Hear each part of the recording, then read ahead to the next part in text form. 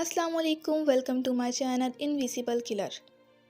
تمام video updates کے لیے میرے چینل انویزیبل کلر کو سبسکرائب کریں اور ساتھ ہی بیل نوٹیفیکیشن آن کر دیں۔ آج کی کہانی ہے مغرور بادشاہ۔ بہت عرصہ پہلے کی بات ہے، ایران میں ایک بادشاہ حکومت کرتا تھا۔ اس کا نام ابراہیم تھا۔ اسے اپنی دولت پر بہت غرور تھا۔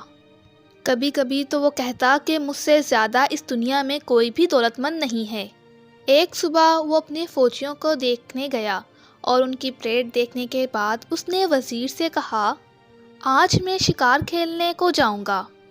جلد ہی شکار کا انتظام کیا گیا اور بادشاہ اپنے بہت سارے ساتھیوں کے ساتھ جنگل کی طرف چلے گیا۔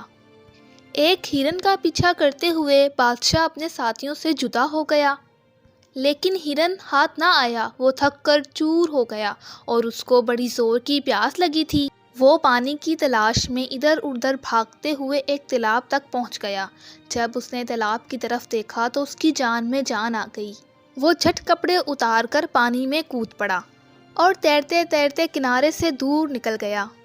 اسی وقت ایک اجنبی جو بادشاہ کی شکل سے بہت ملتا جلتا تھا، وہ تالاب سے باہر نکلا۔ اس نے بادشاہ کے کپڑے پہن لیے اور گھوڑے پر سوار ہو گیا۔ دوسری طرف بادشاہ کے ساتھی بادشاہ کو تلاش کر رہے تھے۔ جب ان لوگوں نے گھوڑے پر سوار اپنے بادشاہ کو آتے ہوئے دیکھا تو بہت خوش ہوئے۔ شام ہوتے ہوتے وہ لوگ محل کی طرف پہنچ گئے۔ ادھر بادشاہ نہا چکا تو اس نے کنارے پر دیکھا، اس کے کپڑے اور گھوڑا غائب ہے۔ ادھر ادھر تلاش کرنے کے باوجود اسے گھوڑا اور کپڑے نہ ملے تو وہ بہت گھبرایا۔ کافی دیر سوچنے کے بعد اسے خیال آیا، پاس ہی اس کی حکومت کا ایک سردار رہتا ہے، میں اس کے پاس جاتا ہوں، وہیں سے گھوڑا لے کر محل کی طرف جاؤں گا۔ محل میں جا کے پتہ لگاؤں گا کہ کس نے بادشاہ کے کپڑے اور گھوڑے کو چرایا ہے۔ جب وہ سردار کے قلعے کے پاس پہنچا تو شام ہو گئی تھی۔ اس نے دروازہ کھٹکھٹایا۔ پہرے دار نے دروازہ کھولنے سے پہلے پوچھا، کون ہے تو؟ دروازہ کھولو، چلا کر بادشاہ نے کہا۔ پہرے دار نے دروازہ کھول دیا۔ جب پہرے دار نے دروازہ کھولا تو ایک بغیر لباس کے آدمی کو دیکھ کر پوچھا، کون ہے تو اور کہاں سے آیا ہے تو؟ بادشاہ کو بہت غصہ آیا اور ساتھ ہی ساتھ حیرانی ہوئی۔ تم نہیں پہچانتے مجھے؟ میں بادشاہ ابراہیم ہوں۔ اپنے مالک کو جا کر کہو بادشاہ نے ایک گھوڑا اور کپڑے مانگے ہیں۔ پہرے دار نے کہا، ابھی ابھی تو میرے مالک اور بادشاہ شکار کھیل کر آئے ہیں۔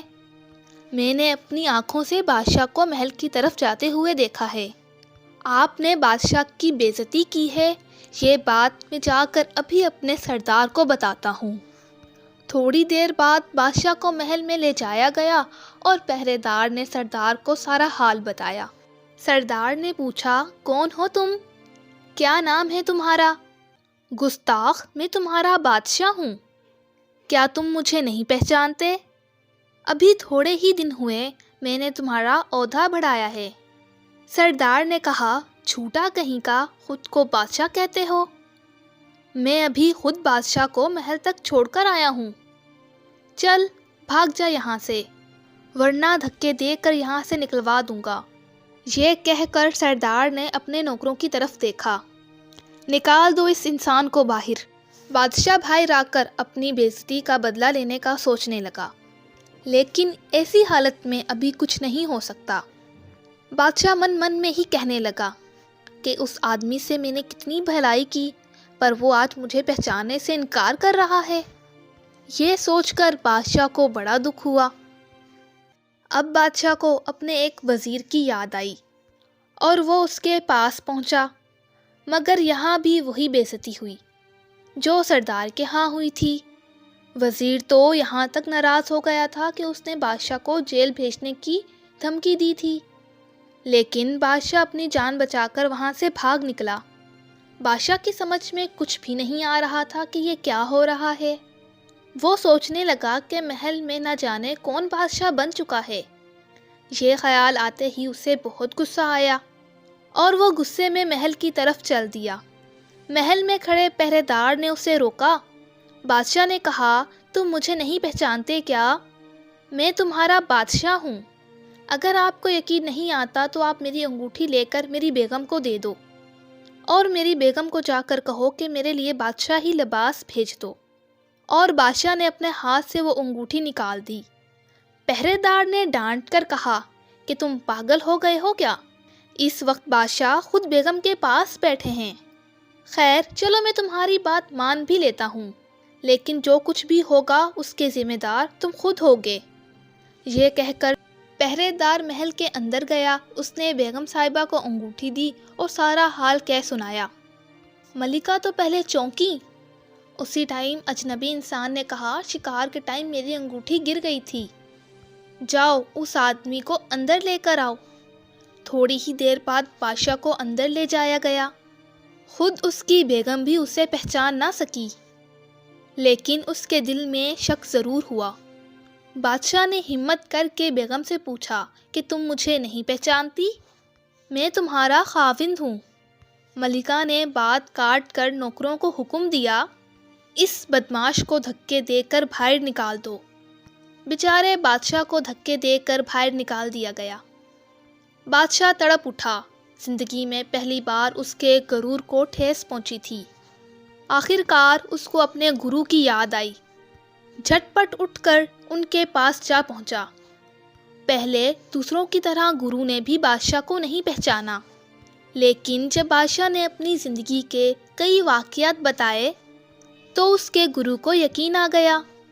بادشاہ نے شرمندہ ہو کر گرو سے کہا یہ ضرور میرے غرور کا پھل ہے۔ گرو نے بادشاہ کو کپڑے پہنا کر کہا اب جاؤ، تمہیں اب لوگ پہچان سکیں گے۔ جب بادشاہ کپڑے پہن کر اپنی راجدھانی میں پہنچا تو لوگ اسے جھک جھک کر سلام کرنے لگے۔ لوگوں میں کھلبلی مچ گئی، کیونکہ ان کی سمجھ میں نہیں آتا تھا کہ اصلی بادشاہ کون ہے۔ جب نقلی بادشاہ مطلب اجنبی انسان کے پاس وہ بات پہنچی تو اس نے ملکہ کو کہا جاؤ تم دیکھ کر آؤ یہ باہر کیا ہو رہا ہے۔ ملکہ خود حیران تھی کہ یہ کیا بات ہے۔ پھر دربار سجایا گیا، اس میں بادشاہ کو بھی بڑے غرور سے بٹھایا گیا۔ درباری بادشاہوں میں سے بھی ایک بادشاہ کو پہچاننے کا کہا گیا، لیکن کوئی بھی بادشاہ کو پہچان نہ سکا۔